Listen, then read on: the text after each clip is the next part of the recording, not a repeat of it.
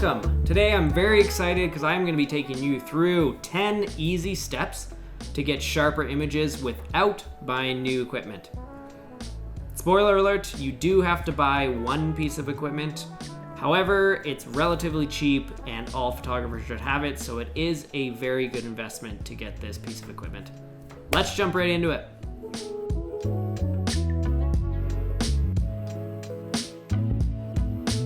So when starting out as a photographer, I struggled to get my images very sharp.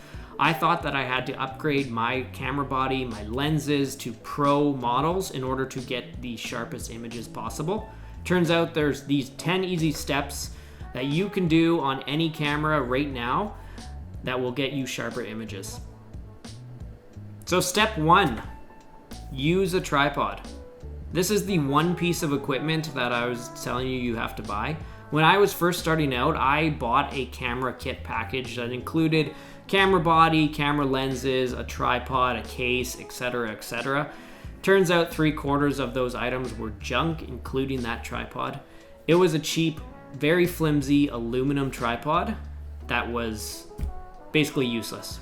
Provided no support for the camera, so even when I was using it, I wasn't getting sharp images. My advice is to go out and buy a very sturdy tripod. I bought a Manfrotto tripod, which was $100 Canadian, well worth an investment, and you get a lot sharper images. So this is very important to landscape photographers, travel photographers. If you are looking to get very sharp images, you want to make sure you are using a tripod. This also opens up the possibility of doing more long exposures. So if you are shooting a waterfall and you want the water to be silky smooth, a tripod is required for that. By using a tripod, you eliminate any kind of camera shake, which allows you to lower your shutter speed and capture more sharper images. Okay, so now you have a tripod. The next step, number 2, is to use a 2-second timer. So even though you are using a tripod now, the motion of you pushing that shutter button is going to create some vibration in the camera. We want to eliminate all of that vibration to get those sharper images. So the best method is to actually use a shutter remote.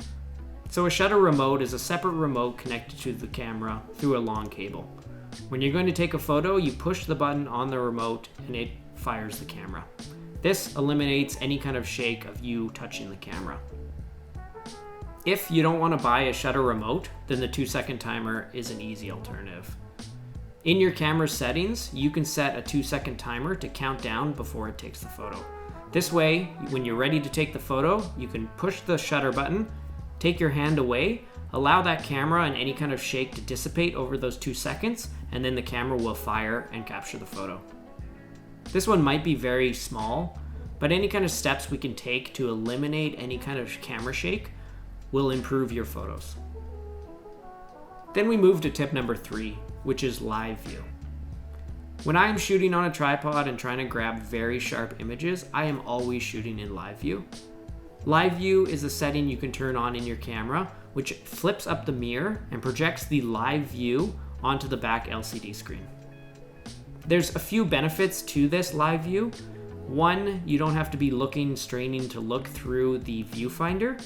And 2, it projects the live image. So you will see right on the back of the LCD screen if it's too dark or too bright, and you can adjust accordingly. There's a couple great benefits to live view. The first one is you don't have to get down, strain, looking through the viewfinder to make sure your shot is perfectly composed. And 2, live view projects a live image of exactly how the image will be captured.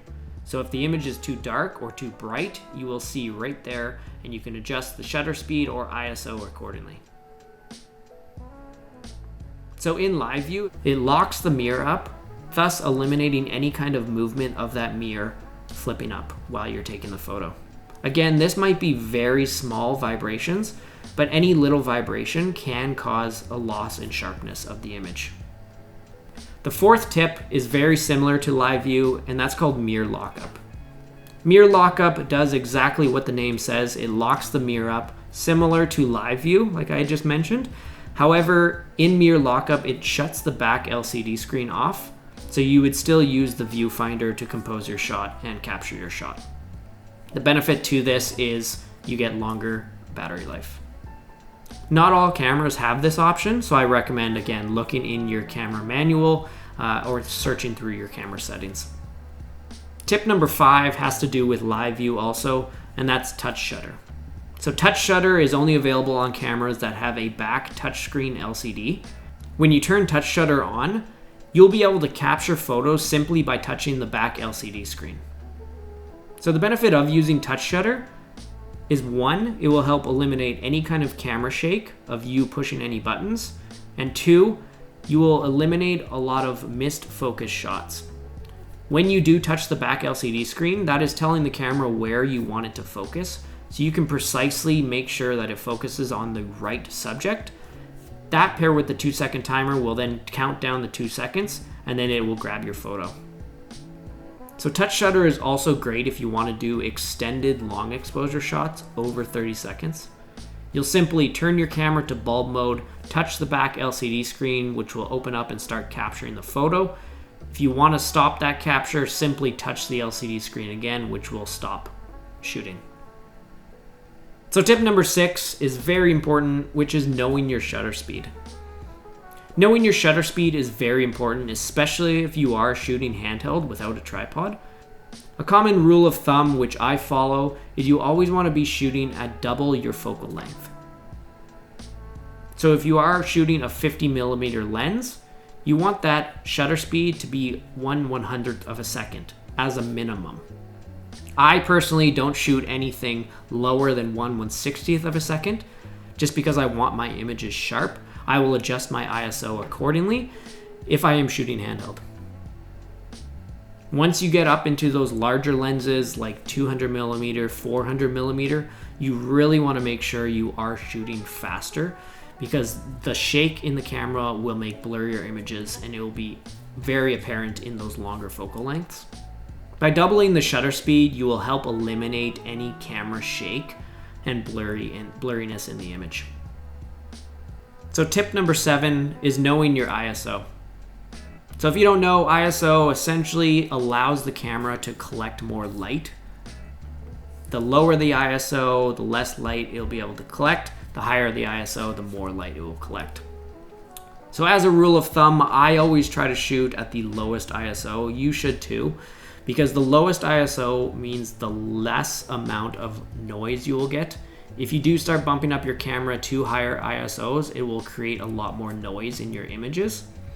Obviously, I will shoot at the lowest ISO unless I am in low light conditions where I can't get enough light to keep my shutter speed at 1/160th of a second. If I need more light, then I will bump up the ISO at that point. So to show you what I mean, I've taken a couple different photos here, one at ISO 250 and the other at ISO 10,000. From afar, they both look very similar, but you really notice it when you zoom in. So at 250, the images are nice and sharp. You get nice bokeh in the back. The edges are very sharp. When you have ISO 10,000 and you zoom in to the same location, you will definitely notice a difference. There's a lot of grain on the entire image. The edges aren't as sharp. So when you do increase the ISO, you do sacrifice image quality. That is why I always try to shoot at the lowest ISO possible. So the way I go about taking photos in low light conditions is this. I adjust my shutter speed to 1/160th of a second, the lowest shutter speed that I want to go handheld. If the image is still dark, that is when I will bump up the ISO. So tip number 8 is knowing your f-stop. So f-stop was very confusing to me when I first started shooting. I had it in my mind that a low f-stop would give you that beautiful blurred bokeh background, and a high f-stop will give you sharpness throughout your entire image. This isn't always true, because a high f-stop upwards to f22, f30 will not give you the sharpest images possible. So a low f-stop will give you that beautiful bokeh background if you do have a foreground subject. However, if you do want full sharpness throughout the entire image, which is what we are looking for, the highest f-stop won't necessarily give you that. I found that each lens and each camera body are very, very different, and you really have to play around with this, grabbing a bunch of different shots at different f-stops, and then bring this into Lightroom and see which f-stop for that lens is the sharpest. For me, a lot of my lenses are around f10 to f13, 14 kind of thing. Once I get over f14, that's when I start to go backwards and lose sharpness. So I know if I do want foreground sharpness, midground, and background sharpness, I'll have to be shooting between f10 to f14. So tip number 9 is focus stacking. Focus stacking is the technique of taking multiple captures, focusing on different locations in each capture, then going into Lightroom and Photoshop, stacking those images together to create 100% sharpness from front to back. So you might be asking, hey, if I get f-stop correctly, shouldn't the image be completely focused front to back? No. This is especially noticeable if you do have a subject in the foreground and you want the photo to be focused to infinity. That subject will look focused, but if you are blowing up the image or you do zoom into the image, you will notice that the subject is slightly out of focus. So if you do want very sharp photos from front to back, I highly recommend focus stacking. I will create a separate video taking you through my process of grabbing the photos and then how I go about bringing them into Lightroom and Photoshop, putting them together to create one very sharp image. So tip number 10 is turning autofocus off before you take your shot. When I'm going out into the field, I will find a location, I will get set up with the composition that I want. I will allow the camera to focus where I want it to focus, and then I will shut autofocus off before capturing that photo. This helps eliminate any kind of small little movements that the camera is going to do to focus again. It also helps eliminate the camera from misfocusing on the wrong subject before you take the photo. This might be very, very small, but like with the other tips, any little bit of small movement will sacrifice the sharpness of your photos. So that's it. Those are my 10 tips to get sharper images today without having to buy very expensive camera gear. Yes, you do have to buy a tripod, but every photographer should have a tripod, a sturdy tripod, so that is a very good investment to get. Thanks for watching. Hope to see you on the next one.